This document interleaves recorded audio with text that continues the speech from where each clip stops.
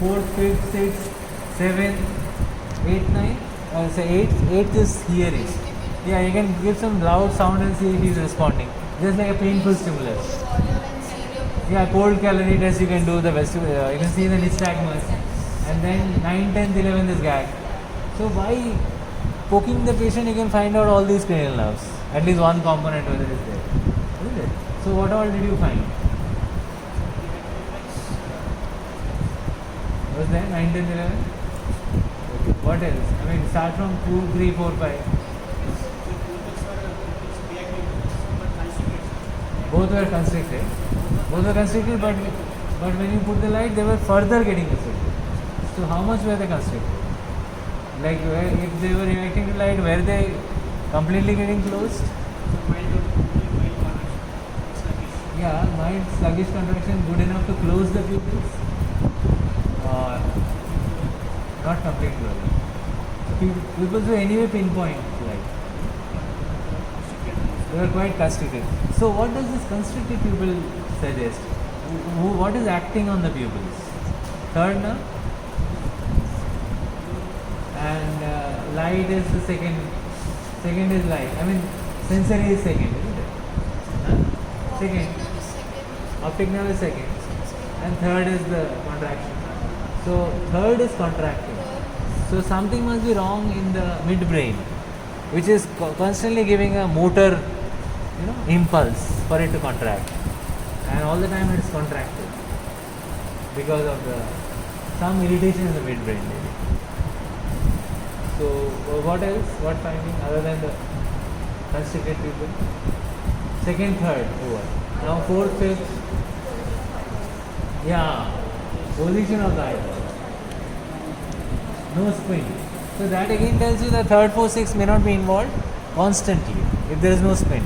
If it was involved, then the eyes would have moved to another place. Squint would have been there. So that is also.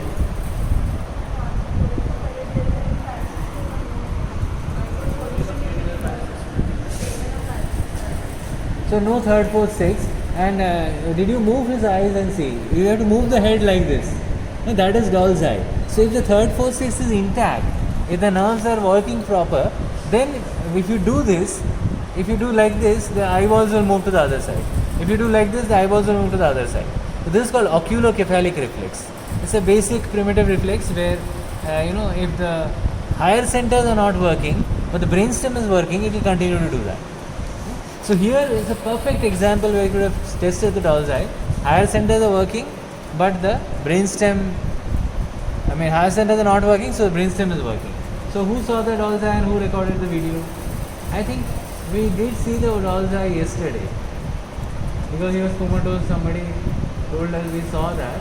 And even yesterday the doll's eye was not there properly. It was sluggish.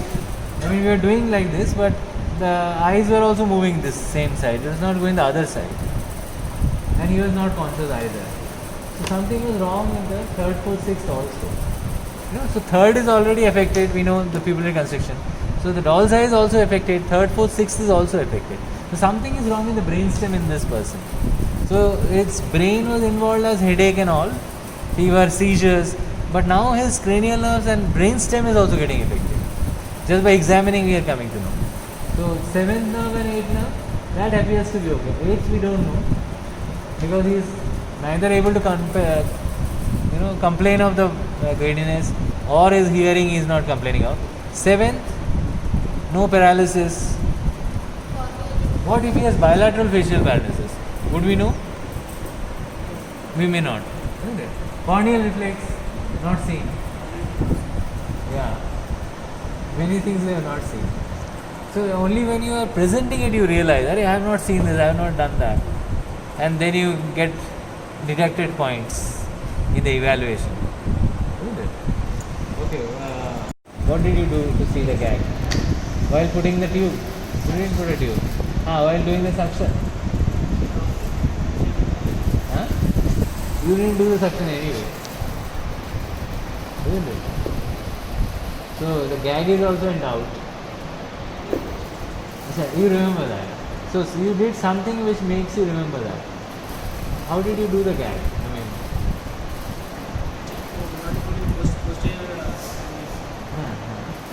You did something to the posterior pharyngeal wall. What? By the time doing suction, Doing suction.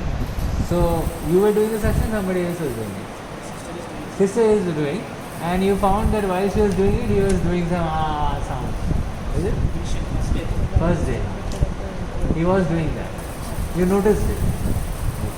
So when sister was suctioning, he was making those sounds, and that he inferred that yes, the gag was probably present.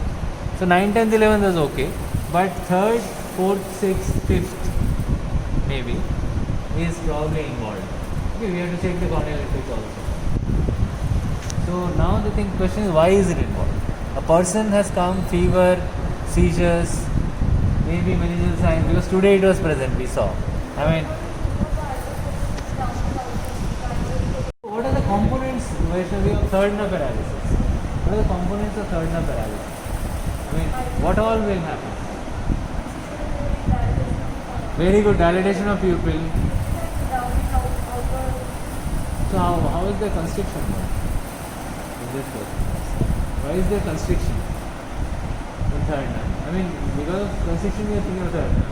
There should be dilatation. Sympathetic will cause dilatation. Parasympathetic constriction. So, in a third nerve paralysis, why is there dilatation? Because in the third nerve, the parasympathetic is important. That is the third nerve, basically, the parasympathetic component.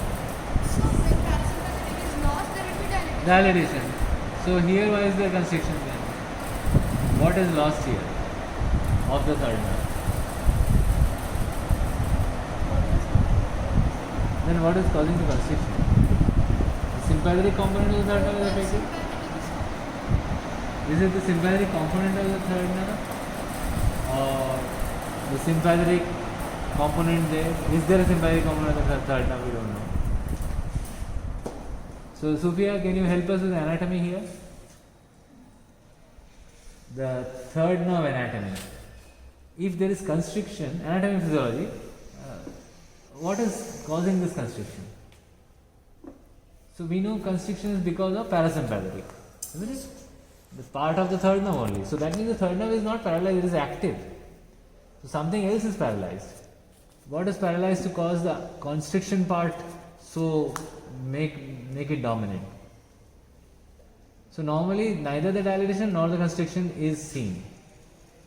So how does constriction happen by putting light? What happens there? So we are coming to physiology now. How does constriction happen when you... Yeah, optic nerve, where is the Edinger Westphalian place? Yeah, Sophia is frowning, so... Yeah, signal... Huh? Superior colliculus is midbrain. So optic nerve, how does it go to superior colliculus? How does it reach there? Optic nerve will cross the optic chiasma over the pituitary. Yeah, optic. After optic nerve, there will be optic tract. Where does the optic tract start from? After the chiasma? Tract. So automatically, as soon as it crosses the other optic nerve, it becomes tract. It's just the name changes, same nerve. Now, after the tract, what happens? So where is the first motor neuron relay signal? Where does it synapse? So you see, 5-6 years later, it's very difficult to remember. If only we had this patient when we were studying anatomy, then we would realize how important this anatomy. It's a catch on the muscle. From there, posterior ciliary nerve. Acetylcholine receptor on the muscle. Wait a minute. Pathway. So if he is reading the pupillary reflex pathway, so when the light source falls where? It will obviously fall on the retina. And how does the light travel from the retina into where? Yeah, absolutely, optic nerve. Yeah, but she is starting from somewhere else. The other one. I will say the efferent pathway. Okay, how does the light source reach where you are? Which part of the pathway are you starting from? Wait a second. Retina, yes. Optic nerve, very good. Yes. Yes, so you are right. So optic nerve goes into the superior cortical and there is the pretectal nucleus. It's just a name. Pretectal means where is the tectum and the tegmentum? Midway, yeah, but where? Anterior, yes. And posterior is tegmentum. So pretectal would mean before the tectum. So tectum before means superior inferior or anterior posterior. When we say before, do we mean it's superior inferiorly or anterior posteriorly?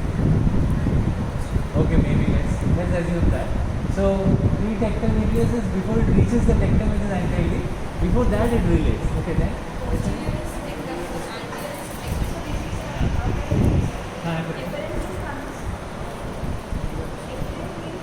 Afferent.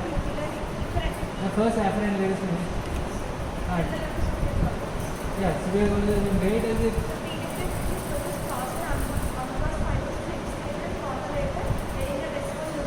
That is the efferent layer. Afferent. Yeah, complete afferent. Where is the pretectal? That's what we are not getting. Why are we calling it pretectal? Okay, got it. But is it anteriorly or posteriorly? Why are we calling it pretectal? What is pretectal about it? Okay, whatever. So after that, what happens? Okay, at the level of superior clavicle, somewhere. We don't know exactly where. Somewhere. And each pretectal area sends the bilateral signals. each pretectal. That means a lot of pretectal nuclei are there. So How they many? send bilateral signals to the Both sides. preganglionic parasympathetic nuclei present in the midbrain. Just beside. Preganglionic parasympathetic nuclei in the midbrain. So is that the first? Is that the first synapse from the optic nerve to that? Is it first synapsing with the reticular vestibule nucleus? Preganglionic. Preganglionic. Efferent parasympathetic. So Efferent. efferent parasympathetic preganglionic parasympathetic ఆరోగ్యశ్రీకెళ్ళు నరేష్లో pending ఉందంట డీటెయిల్స్కి ఫ్రీగా postganglionic axons directly to the iris sphincter muscle, which causes the fibular constriction. Yeah, good. So some fibers also go to oculomotor nerve.